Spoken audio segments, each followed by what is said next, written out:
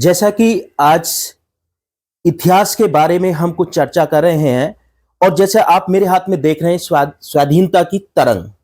यह पुस्तक जो आज हमारे बीच मौजूद है कुलदीप ललकार जी, जिन्होंने इस पुस्तक को लिखा है और इस पुस्तक में इतिहास को दोहराया है जो ज्यादातर सामने नहीं आ पाया है। कुछ ऐसे छिपे तथ्य इस पुस्तक के अंदर हैं। आज सीधी जानकारी प्राप्त करते हैं। हमारे बीच मौजूद है कुलदीप ललकार जी। तो कुलदीप जी, स्वागत है आपका कि जो ये स्वाधीनता की तरंग आपने जो पुस्तक लिखी है इसके बारे में कुछ जानकारी दीजिए जनता को।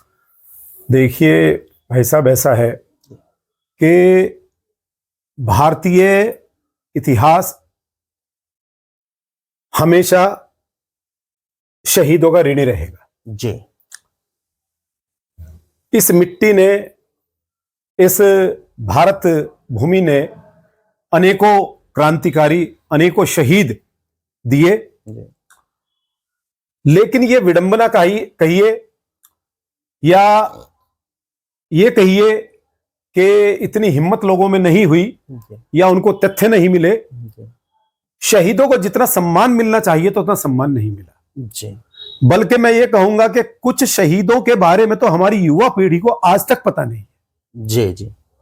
तो मैंने ये कोशिश की कि जिन शहीदों के बारे में आजकल की जो हमारी युवा पीढ़ी है, जो हमारे युवा साथी हैं, यहां पे ऐसे ऐसे लोगों को ग्रेट बताया गया जी, जो कहीं से कहीं ग्रेट नहीं थे जी, और जिनको ग्रेट बताना चाहिए था उनको नहीं बताया गया जी।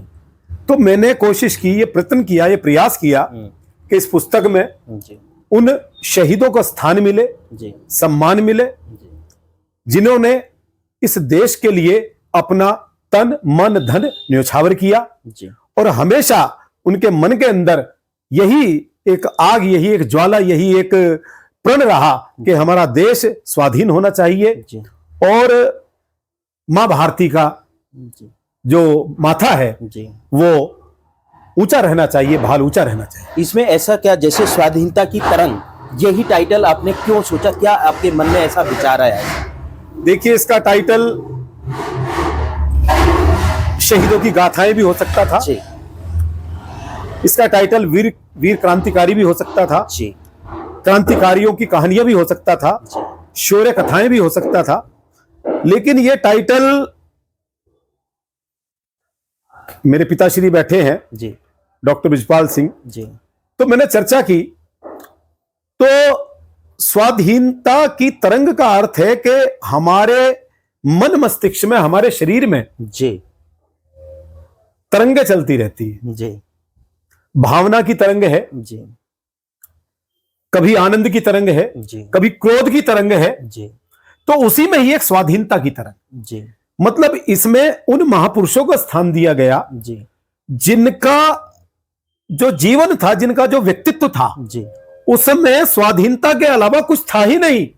जी, उनका प्रण था कि हमें तो हर हालत में स्वाधीन होना है, आजाद होना है, परतंत्र नहीं रहना। जी।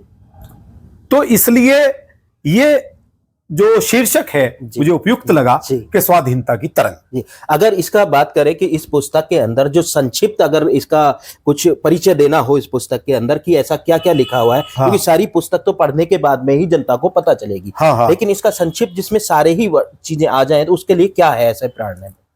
देखिए, शहीदों के लिए तो कुछ भी कहा जाए जी, वो कम है जी, लेकिन मेरी एक रचना है जी, रचना तो काफी लंबी है, उसकी कुछ पंक्तियां मुझे याद आती हैं। जी सर। कि भगत सिंह का केस चला था जब अंग्रेज अदालत में। मेरी रचना का शीर्षक है भगत सिंह एवं गांधी जी। और वो रचना मैंने बहुत पहले लिखी थी। उस रचना को लिखे हुए करीब करीब मानिए आप 2023 अब चल रहा है, उसको करीब 22 वर्ष हो गए जी। उसका पाठन मैंने अनेक मंचों पर देश में किया है। और उस रचना को पढ़ने से पहले मैं ये कहता हूं कि भारत में अपने विचारों की स्वतंत्रता सभी को है जी। हो सकता है आप मेरे विचारों से सहमत ना हो, लेकिन मुझे अपनी बात कहने का अधिकार है जी। कि भगत सिंह का केस चला था जब अंग्रेज अदालत में, बैरिस्टर गांधी पाते थे इज्जत बड़ी वकालत में जी। और उससे पहले मैं 4 पंक्तियां कहना चाहूंगा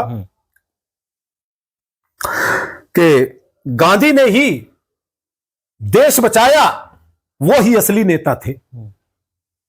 हमसे बहुत बातें छिपाई गई, जी जी, लेकिन अब युग बदला है, समय बदला है, अब कुछ और लोगों के हाथों में सत्ता आई है, तो अब कुछ वो जानकारियां समाज के सामने आ रही हैं जो अभी तक छुपी हुई थी। जी, गांधी ने ही देश बचाया, वो ही असली नेता थे। तो क्या वीर सुभाष भगत सिंह शेखर बस अभिनेता थे?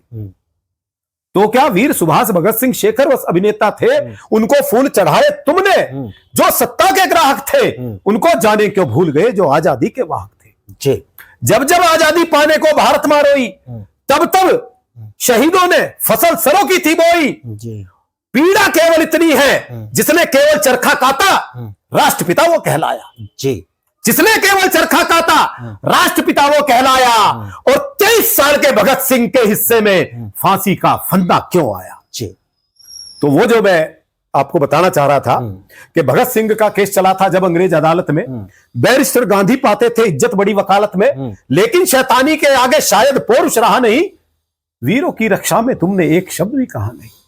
चंद्रशेखर आजाद महात्मा गांधी के पैरों में लेट गए थे और विनती की थी कि वो अंग्रेज अफसर आपका मित्र है, अगर आप ये साइन कर देंगे तो इन तीनों मां भारती के लाडलों को फांसी नहीं होगी। जी, लेकिन महात्मा गांधी ने हस्ताक्षर करने से मना कर दिया। जी, तब मैं क्या अपने आक्रोश की पंक्तियां देना चाहता हूं कि भगत सिंह का केस चला था जब अंग्रेज अदालत में, बैरिस्टर गांधी पाते थे इज्जत बड़ी वकालत में, लेकिन शैतानी के आगे शायद पौरुष रहा नहीं, वीरों की रक्षा में तुमने एक शब्द भी कहा नहीं। अंतिम सांसों तक गाया था रंग दे बासंती चोला, अंतिम सांसों तक गाया था रंग दे बासंती चोला, फांसी के फंदों पर तब झूला था मस्ताना टोला। भारत माता के सीने पर घाव नहीं नासूर थे, या फिर यह बतला दो किसके हाथों तुम मजबूर थे?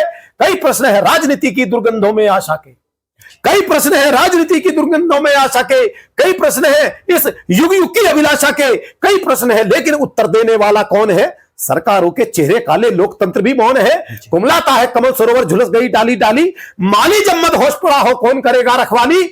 इसीलिए कविता ने हर तम का अभिनंदन नहीं किया, इसीलिए कविता ने हर तम का अभिनंदन नहीं किया, शीश झुकाया वीरों को सत्ता का वंदन नहीं किया, शीश झुकाया वीरों को सत्ता का वंदन नहीं किया। लाल बहादुर या पटेल की आर्य वीर संतानों को नमन करेगा भारत का इतिहास, अमर बलिदानों को नमन करेगा भारत का इतिहास, अमर बलिदानों। जी, बहुत अच्छे। जी सर, तो इसके बारे में इसमें आप देखिए अमर क्रांतिकारी